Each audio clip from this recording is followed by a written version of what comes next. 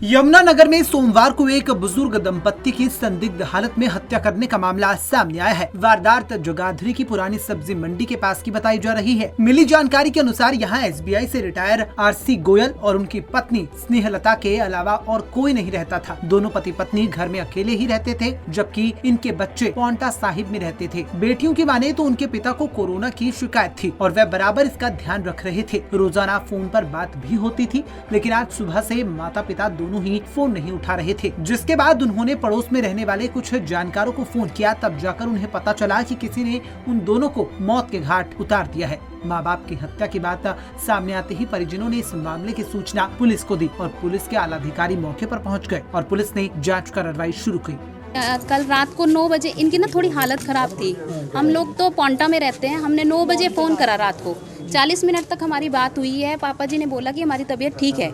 फिर सुबह हम ना, क्योंकि हमें थोड़ा इनके ऊपर कोविड का शक था, भी शायद इन्हें कोविड की प्रॉब्लम हो रही है, तो हम इन्हें सुबह फ़ोन करे जा रहे थे लगातार, तो कोई फ़ोन नहीं उठा रहा था। फिर मैंने हमारी पड़ोसन है यहाँ पे, उनको फ़ोन करा कि एक बार घंटी बजा के ये बोल दो कि भी उनको आपका पांवटा से फ़ोन आ रहा है, फ़ोन उठा दो। उन्होंने नहीं फ़ोन, किसी ने कोई रिस्पॉन्स नहीं दिया। देन उन्होंने बेचारे पड़ोसियों ने कई तरह से कोशिश करी कि भी किसी तरह ये जवाब दे दें। फिर कोई आया, उन्होंने हल्का सा दरवाजा खोला तो खुल गया, तो अंदर कोई नहीं गया, बट उन लोगों को शक हो गया कि अंदर कोई प्रॉब्लम चल रही है।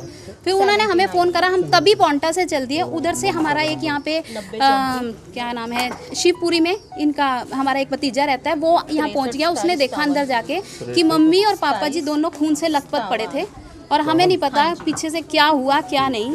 बस ये पता है कि मम्मी के हाथ में और जो गले में और कान में जो जेवर थे वो सारे गायब हैं।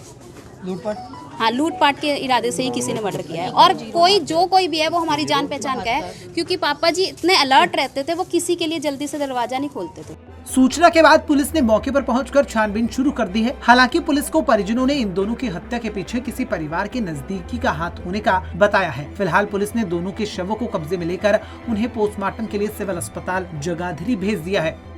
अनाज मंडी का एरिया है जगाधरी का। यहाँ पे एक रिटायर्ड बैंक कर्मचारी है मिस्टर आरपी गोयल और उनकी वाइफ स्नेहलता, वो इस मकान में रहते थे, तो उनका मर्डर हुआ है।